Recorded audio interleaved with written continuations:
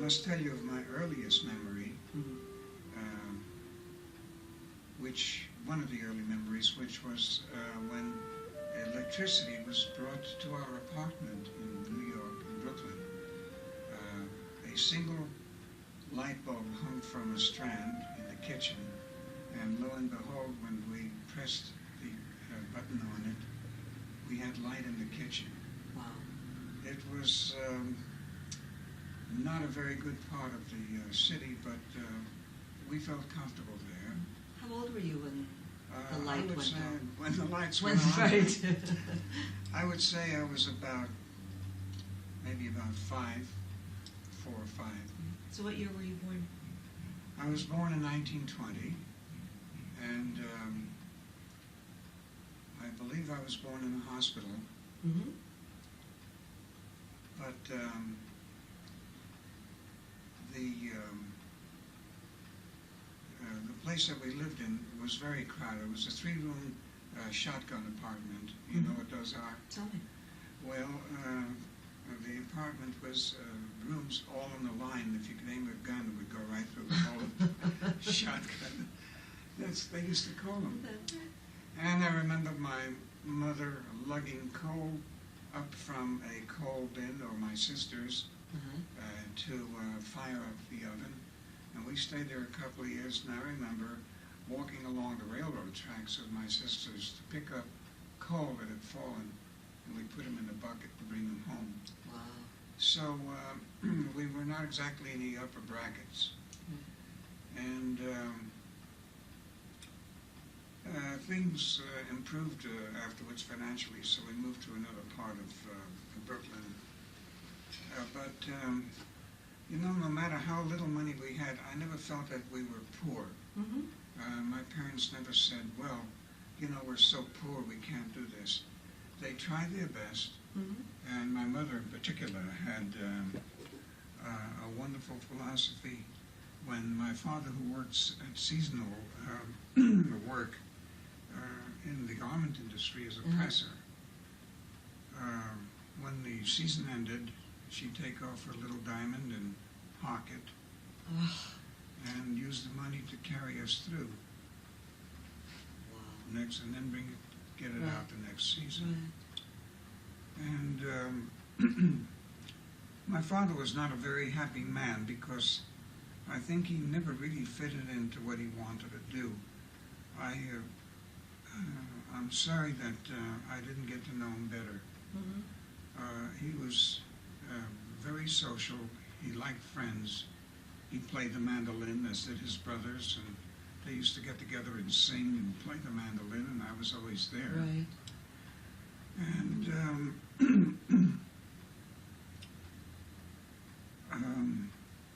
I felt that we were in a good position whenever my father was working, and we just had to tighten our belts when he wasn't. And it was regrettable, because even though we moved to a better district and we had more money,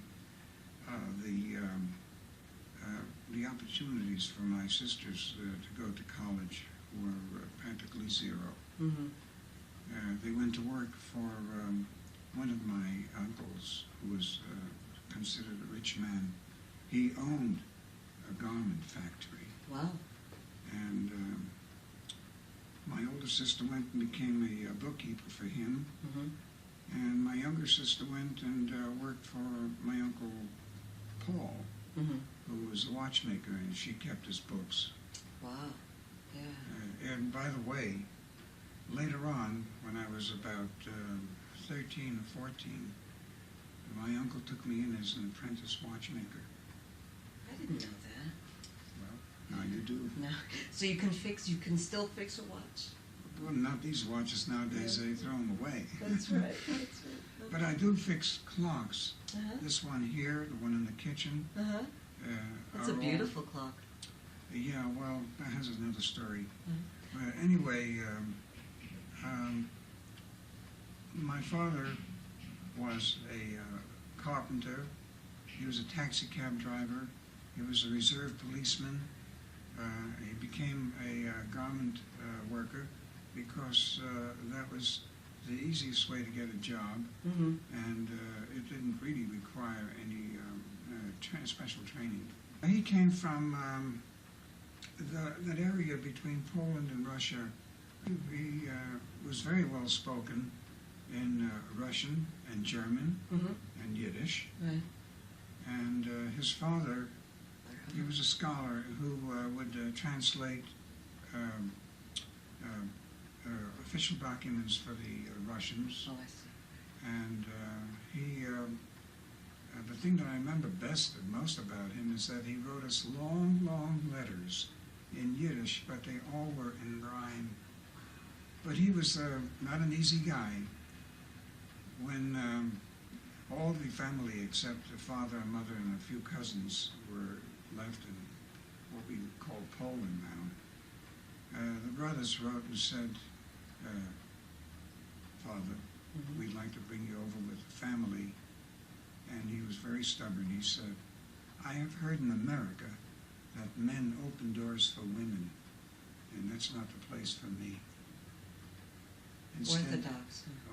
I don't know what it was. Yeah. Instead, he ended up in a camp, a Nazi camp. They were all done away with. Oh, my. So that was the paternal side. My maternal side came from a shtetl that is now called Chernobyl. But at that time, it was a very little town, and my mother, who came from a family where the father was a Talmudic student, which meant that he didn't work. They had no money, very little food, and all the kids were apprenticed. My mother ended up being apprenticed to this horrible family that made clothes. She was taught to be a tailor, and they lived there, and her lifelong hatred of fat was what they served, this greasy soup to the girls, week after week. How old was she when she first went? 11. My mother's family came to New York, and the father had to do something, so he became a peddler. Yeah, in New York, this was the de rigueur course for many, many families that had no money. Right. And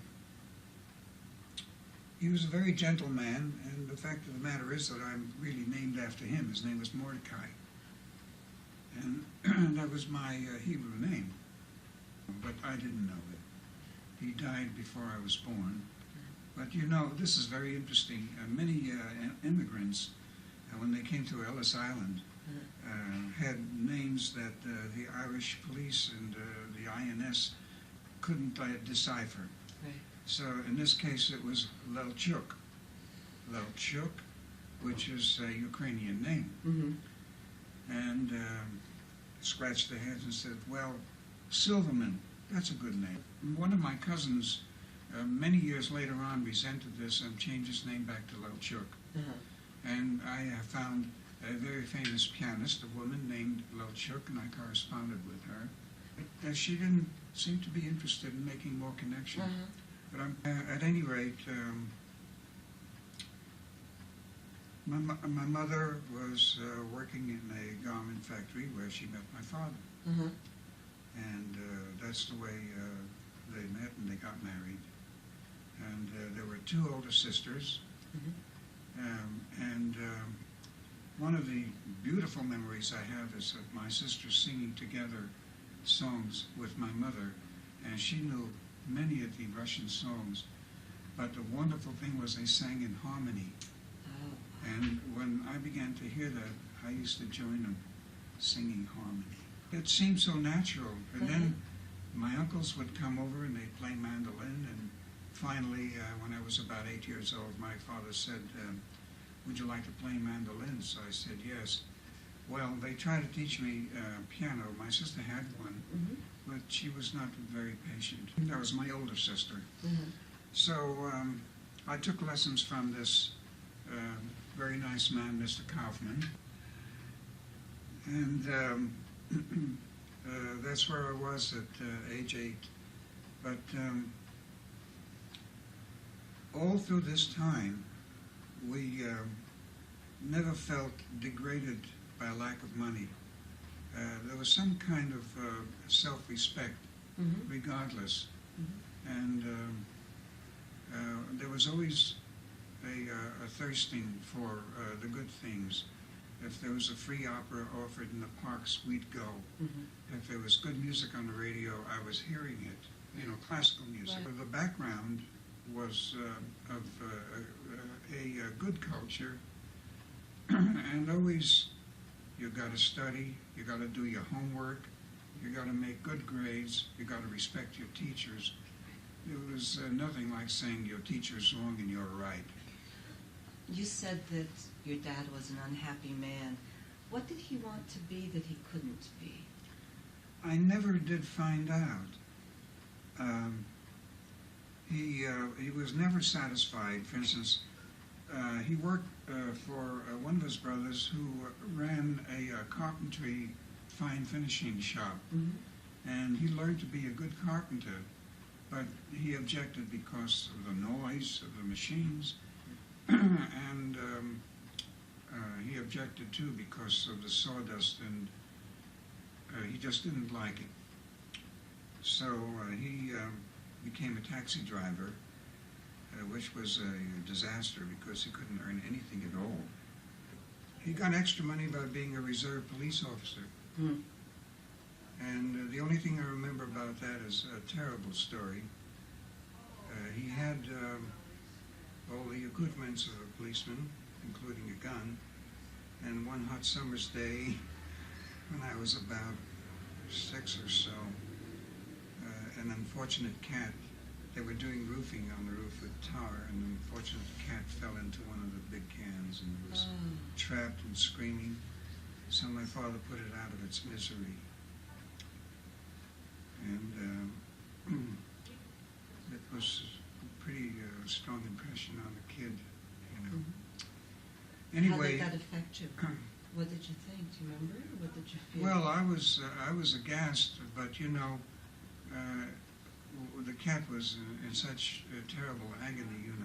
We felt it was a blessing in a way, but a 6-year-old a 6-year-old doesn't think that way. It was just a horror, the whole thing.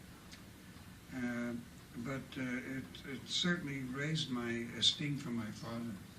Oh, it did? Yes. Why? Well, because it showed that he had a heart. He spent most of his life as a presser, and it was his final undoing because he was a smoker, and he inhaled that dust-laden air from the garments in the factory, and he finally died of emphysema. This is my big regret, is that I never did get to really know him. One of the things that really made for a very tumultuous family life was that he'd come home and he had had a few drinks with friends. And there was always some kind of contretemps happening between my mother, who objected to this, or my older sister, Sylvia, who was of the same temperament as he was, and they just clashed all the time. But there's one incident I remember that really impressed me very much. We went out after his working day one day, and he said, well, I want to stop for a beer. And in those days, it didn't matter if they had a kid with him, Right. So we went into this bar, and the bartender looked at us, and he says, I don't serve Jews here. And that was in Manhattan.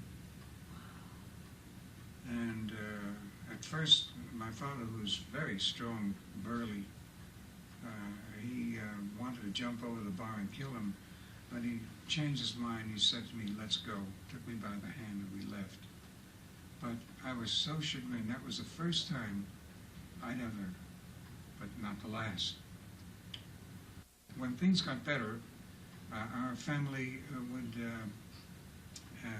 go to the country, in quotes. Right. Upstate New York, there were many little places in what they called the Borscht Belt. The practice was for lower middle-class families to reserve a week or so in a room or two in a farm area farmhouse with a communal kitchen. Mm-hmm. So it was a vacation for us kids, but not for Mama. They'd be cooking there. My mother hated it because she was so meticulous about clean pots and pans, and all these other people weren't. So, but we loved it. But on the way up, driving to this place, we'd see signs say Gentiles only. You know, that was the practice. So my mother was so beware of all these things. It was so ingrained. And always, we were riding on a subway, a guy would start talking to you, and pretty soon your antenna would be out because, you know, those goddamn Jews got everything, you know, and it would happen like that. You know, you'd know it before it was coming. Or you'd hear people talking and your ears would perk up because you knew before they ever said a word what was going to come. I remember 10 years of age, sitting on a curb with my friend, and this is a very wonderful memory. It was a summer's day, and I said to him, you know, it would be such fun to just stay 10 years old. It was a good day. Yeah. And all this time, from the music standpoint, I was playing mandolin in a school orchestra, and I did very well in school. I skipped 2 or 3 grades. They had what they called the R class, RA, Rapid Advancement. So then I went into 109, a junior high school, and it was, I was following my sister by about 4 or 5 years. She'd gone there. And the first year I got there, there was a music teacher, I think his name was Cerulli, and I played mandolin with the first violins in the orchestra. And he said to me, there's no future in the mandolin. And he said, here, he took a metal clarinet out of a case and said, play this. So I said, how do you play it? He said, well, you just make this reed wet, put it in your mouth this way, and this is the way your hands go. So I said, okay. And he said, well, you know what the chromatic scale is? So I said, yeah. He says, well, this is the way you finger it. And that was at the end of my first freshman year, you know, in junior high.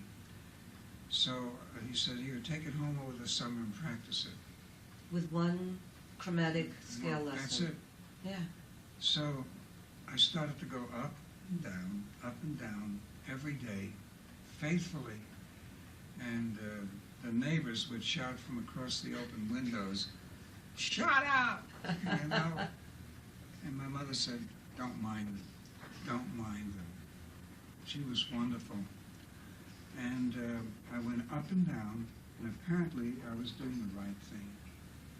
Because from the very beginning, I heard something in my head that worked. And when I came back to school in the fall, when I was 15, I was honking away in the basement where the music classes always took place, and the music office was. And Mr. Miranda, the great man who headed the music department for this school, which was Tilden High School, he said to me, you sound pretty good. So I said, really? He said, yeah, you want to play in our school orchestra? And he took me into the senior orchestra. And from then on, it was only the clarinet, you know? Everything else was so-so. I could still make good grades because it wasn't too challenging, but I made friends with other players in the orchestra, and we went on to learn a lot of good music, a lot of good things. But the last incident I would tell you about in my stay at Tilden High School was this. We were playing something one day, and somehow or other I just couldn't get it right. So Miranda said to me, in front of the whole orchestra, dollars to donuts, you'll never be a professional musician. So I stood up, I said, I will. And you did. No one could dare to stand up to him. I did. I said, I will. It seemed to me that every important junction in my life, without my really sitting down and planning and saying, this is what I've got to do to get here, something came up that pushed me in a good direction, or the right direction. Even though, excuse me, at the time, it appeared to me that it might have been not quite the thing I wanted, but at every juncture in my life, it appears that something came along and said, here, this way, this way. And I did it without being conscious. And to this day, I feel that I've made these moves, and somehow I ended up without having a railroad crash. But mainly it was these coincidences that happened year after year. And I said to myself, something's going to happen. You know, when I was at a certain juncture, I'd sort of, back off, and things happened. From this point on, it was the fire in the belly. I wanted to be a clarinetist, but not just a clarinetist. I wanted to play first in a symphony orchestra. Mm-hmm. Now, at that point, I was about as prepared to play in the symphony orchestra, or even just play the clarinet well, as a dog would play the flute. But somehow I knew that if I worked hard, I would do it. And the people around me, either they knew it or they didn't know it, but they helped me. A boy sitting next to me in the high school orchestra said, you know, I play in a group which is called the Bellison Clarinet Ensemble. And I said, what's that? He said, well, Mr. Bellison is the principal clarinet player of the New York Philharmonic, and he's put together a group of about 70 players, play all kinds of clarinets, and he arranges music for them. Would you like to come and try out? Now, I never heard of it, but I went up with him one Saturday, and I played for the great man like this, and he said, yeah, you take a seat, and he pointed to some distant seat in the fourth clarinets.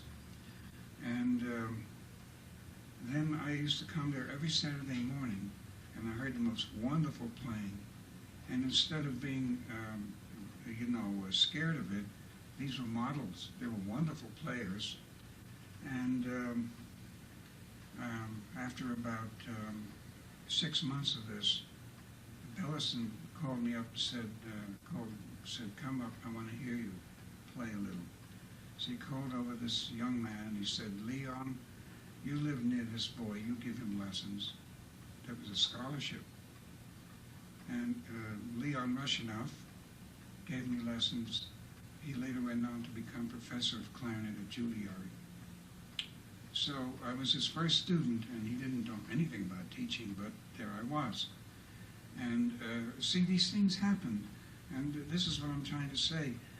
And getting up there, working with Leon, and Leon said to me, you know, there's a school here, if you want to try out for Juilliard. So eventually I did, but I didn't make it. However, some friend of mine said, you know, they're looking for a clarinet player to play in the Manhattan School of Music Orchestra. So there again, I went in there, and they liked what I did. I was enrolled, and lo and behold, they gave me a scholarship, again with Bellison, and I studied with him semi-private, then private, for about 3 or 4 years, till I was about 17, 18. And after that, they gave me a scholarship to study with Daniel Bonnard, who was principal with the Philadelphia Symphony. He'd come to New York to teach. And all these things happened. I didn't set out and say, I've got to study with this man or so and so. But these things happen. After a while, I thought somebody was holding me. Is that, we talked about angels the other day. Is that kind of what you meant? Yeah. But it was, I felt it as some kind of a benign force. Not particularly angelic, but it was a benign force. And but I must tell you also this, backtracking a little bit. I studied with a very ancient, at the time I thought an ancient rabbi, who was a distant relative in the family, to prepare for the bar mitzvah. Okay. But I was not a very good student, very reluctant, and I got that attitude because my father frankly referred to all rabbis as gangsters. And when they would come around to collect money in those little tin cans for land in Israel, my mother would have a little box and she'd fill it up and give it to them. But my father was very suspicious, and he never really trusted them. We might end up going to synagogue once a year for the high holidays. So I did the required things in the synagogue at that time, but after that I told my mother I just didn't want to put on the phylacteries. I didn't want to do the prayers because they didn't mean very much to me, and this was painful to her, but that's the way I wanted to go. And so that's, backtracking a little bit to let you know how I was influenced, because eventually this led me to move many years later, to the Unitarian group. But your mother was observant. She was observant to an extent of keeping a kosher house in Brooklyn, and keeping a double set of dishes for the Passover, and observing the Sabbath, and that was nice, as you could see from the photo. But eventually I decided that for me, the injunctions and the strictures of the Orthodox didn't mean anything in the life that I wanted to lead. Mm-hmm. I didn't quite put it in those words. I wasn't that sophisticated, but my mind was set in other paths. And your father certainly hadn't. No, he didn't object at all to my just moving away psychologically from being Jewish. But I did learn to read and write Yiddish, mm-hmm. and I loved the cultural things, the jokes and the stories and the attitudes. They were all part of my upbringing. I can't deny that. And the music. Oh, the music, of course, big thing.